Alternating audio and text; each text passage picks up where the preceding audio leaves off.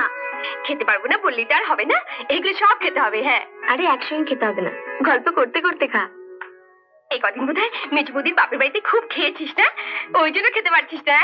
খুব খেয়েছি না ছাই, রোজই ওই আলু সেদ্ধ আর ডাল, একদিনের জন্য মাছ আসেনি।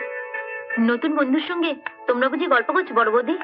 করো করো, মনের মতন বন্ধু পেলে সবাই গল্প করে। নতুন বন্ধুর থেকে জেনে নাও কোন কোন বাড়ির কাজ খালি আছে, কেমন টাকা কুড়ি দেবে।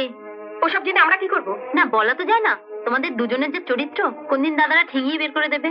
হাসি, বড়দের সঙ্গে কিভাবে কথা বলতে হয় শেখো। কার কাছে শিখবো? তোমাদের কাছ থেকে? তোমরাই তো লোকের কি করে নিন্দা করতে হয় তাই শিখতে বসেছো একটা কাজের মেয়ের কাছে।